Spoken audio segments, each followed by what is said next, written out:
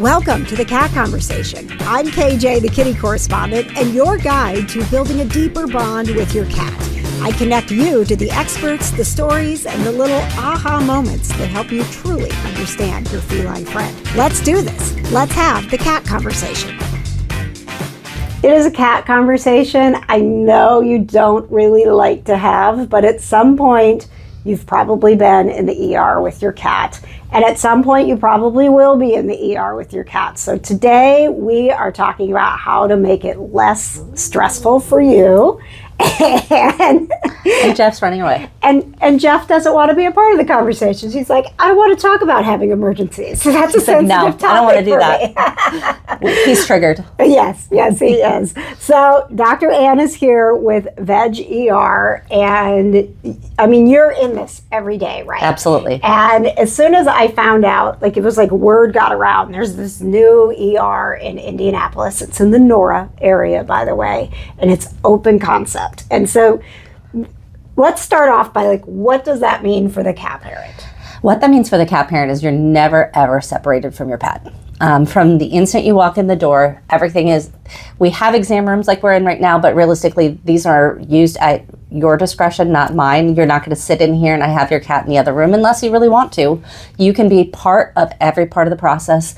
This is what we're sitting on. This couch actually turns into a bed, and if we hospitalize your kitty, you guys can be here together. We make you a bed and you stay together. That's pretty amazing, like that you have that opportunity, because one of the scariest things as a cat parent is knowing when you get there. I mean, I personally have sat for hours and with no update, and you don't, like for me, I don't want to bother them because you'll see like other animals coming in and you're like, well, maybe like we're just not the most important, like maybe we're like a stable animal, and like you start like, what the heck is going on in the back? Like, what is happening with my cat? Like, I just want to know. And so to have that opportunity when you're in the car and you're stressed and you don't know what's going on, to remove even that one barrier of like, no matter what happens when we get there, I'm with my baby. Yep, you'll never be separated unless you want to. Sometimes when we're doing surgery, people are like, nope, can't do blood. Mm-hmm. You get to choose where you want to be, but you're welcome to be part of everything.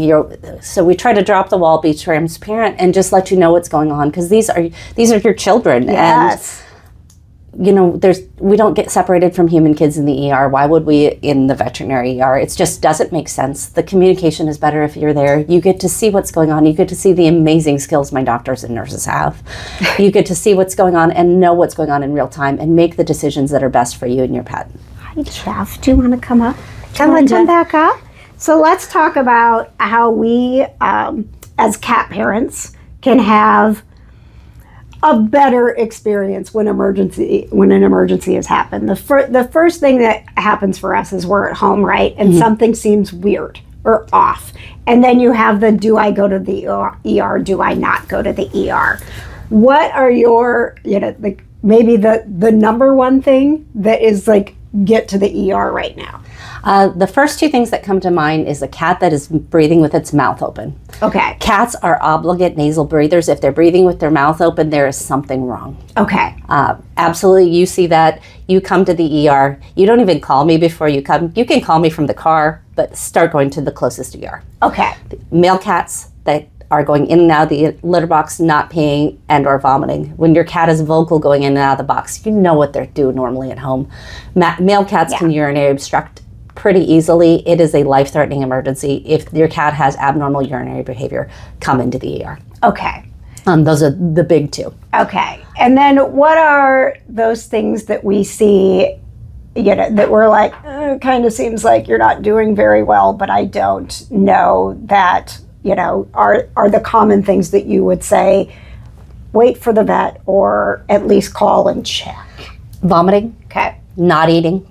Cats can go a day or two without eating, but especially once we get the bigger, fatter cats, they actually they can start storing fat in their livers if they don't eat, which becomes its own emergency. So realistically, if your cat doesn't eat for a day or two, absolutely call. Okay. That's your vet, that's the ER, that's whoever's more convenient. Also hiding. Cats tend to hide when they have disease. They are a prey species in the wild. We think that we have these lions at home. Our domestic cats are actually a prey species. Yeah. So they are going to hide when they're sick. So they often won't tell you that they're sick until they're really sick. So if all of a sudden your cat that always greets you at the door, that is super social, isn't, that's something that they should be seen for. Okay. And with that, what are some things that a cat parent can check at home? Can they look at gums, things like that? Absolutely. Look at gums.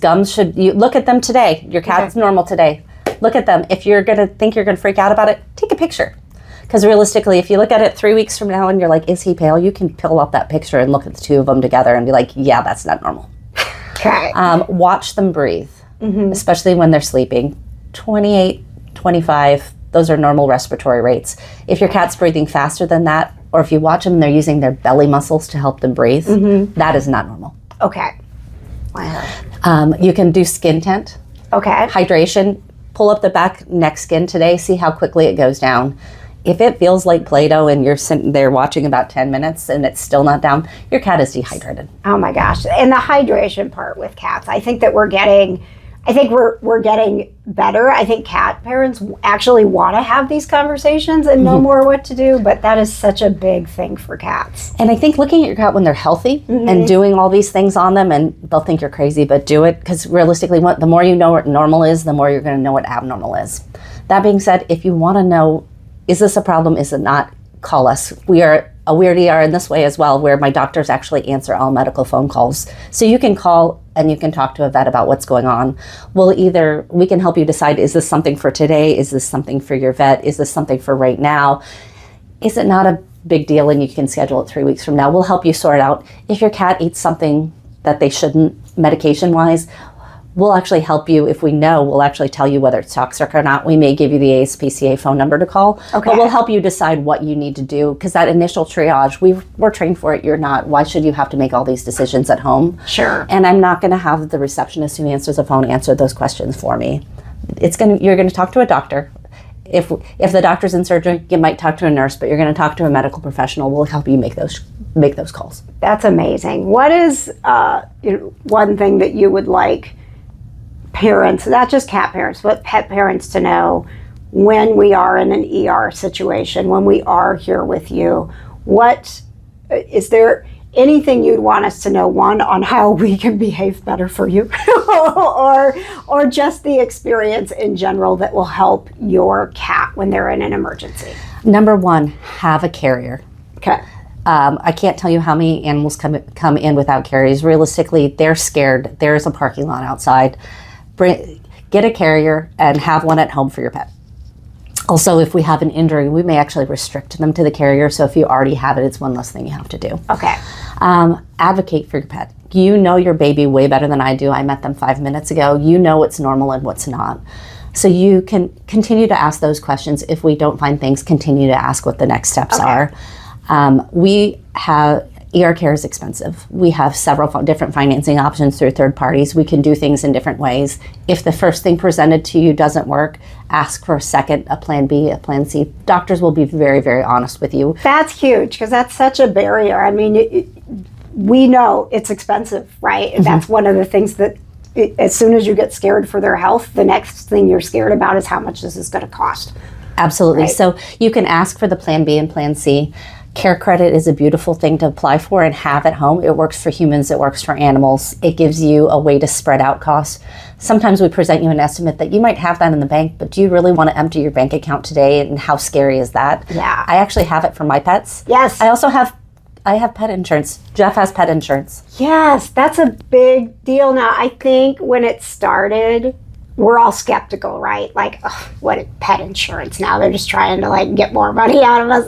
Is it really going to work? But the pet insurance today, it really does give you peace of mind. And if you insure them, I found out when I adopted Buffy and Giles, who are 2 now, but we insured them as soon as we adopted them. And it's $11 a month to cover emergencies, right? Yeah, he's an exotic cat, and he was $29 a month because I got insurance on him the 3rd day I owned him. Yeah. I do this for a living, and I have insurance on him. So I think if you have pet insurance and then you have care credit, that put together gives you the ability to make medical decisions, not financial ones. Okay. Because I think realistically, you're going to have that tug of war, and being able to avoid that is completely great. Yeah. But get it when they're young and healthy. Yes. As soon, if your cat starts vomiting today and you get pet insurance, there's almost always a waiting period, so it won't work. Yeah. Yeah. And I know, pet insurance wasn't really a thing when I first adopted Grayson. You all know Grayson. And that dude has had stomatitis. He's got IBD. I mean, like, the list of things that when it was like time to get pet insurance, it was like, I mean, it wasn't practical. I'm like, he has pretty much every pre-existing condition. So, we have some emergency stuff. Of course, it was like he had a surgery, had a weird tumor, a sweat, this, you're a vet. He had a sweat gland tumor. And I was like, well, that would have been covered. That was one of the things we couldn't get. So get the pet insurance now. Also, keep up on the wellness care. Yeah. Your veterinarian, when you go in, is going to tell you to do either like annual blood work or senior blood work.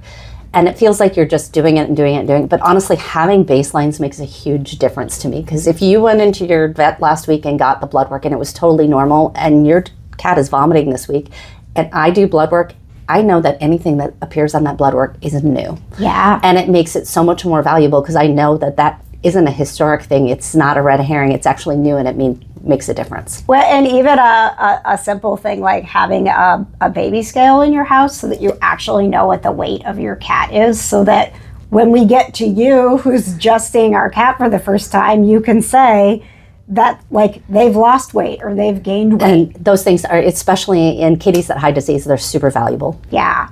So I think keeping all of that, and knowing your cat's normal, being prepared for the emergency, because honestly, the more you're prepared you are, both financially and emotionally, it'll make it a lot easier when you're not going through 35 different emotions.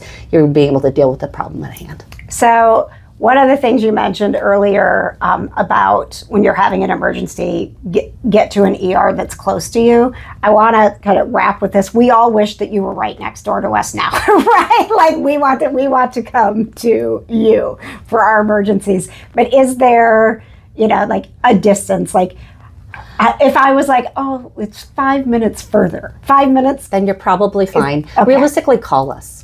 Because even if we tell you, if we don't think you should come here, you should go to the closest one, we'll tell you. Okay.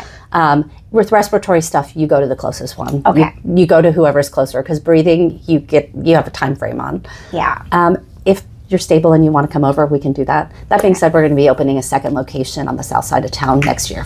That's so exciting. Breaking news, guys. I just said we need VEG ER like next door to us. So Greenwood's coming early 2027. Amazing. Thank you so much for all of the helpful information No today. worries at all. My pleasure. Thank you for coming, and we get to see you at PurCon. Yes. So at PurCon, we're going to be talking about CPR for cats, and this is it's another tool to have that helps you. God forbid that there's an emergency, but it's something as a cat parent that is going to empower you to help in those moments. Absolutely. Having a tool is in knowing what to do, so you're not just trying to YouTube it while we'll get you the basic skills. We'll have some stuffed cats to do some practice on. Yeah. Okay. So we actually get to participate. We'll have some stuffed cats to do some practice on, and we'll talk about all the things that you can do at home to assess that and help you work your way through it. And Jeff, the little star that's been in and out here, is also going to be with us too. Jeff will come. He likes to supervise me, so he'll be at the CPR event and judging me. Will he be in his dinosaur costume? That's the important He may have question. the dinosaur costume. He has some hoodies. He's got all sorts of outfits. He'll be wearing something. He has ducky pajamas. Sometimes he wears those. It depends on his day. All right. So you can meet Jeff in person. You can meet Dr. Ann. And there's going to be so many great experts there. I encourage you, take advantage of the weekend to not only have all of the fun that we have at PurCon, but to also talk to people who have taken their time, like Dr. Ann, to come and answer your questions and empower you as a cat parent. I am always hoping that you leave the cat conversation a little more empowered, and I hope that today's conversation helps you feel a little more like a super cat parent. Thanks so much for joining us. Thanks for joining us for another episode of The Cat Conversation. I'm KJ, your kitty correspondent, always happy to help you build that deeper bond you want with your cat. You can connect with me through KJ's Cat Club. Go to kjscatclub.com. And if you enjoyed the conversation, leave a comment, give it a like, and make sure you subscribe to the Cat Conversation.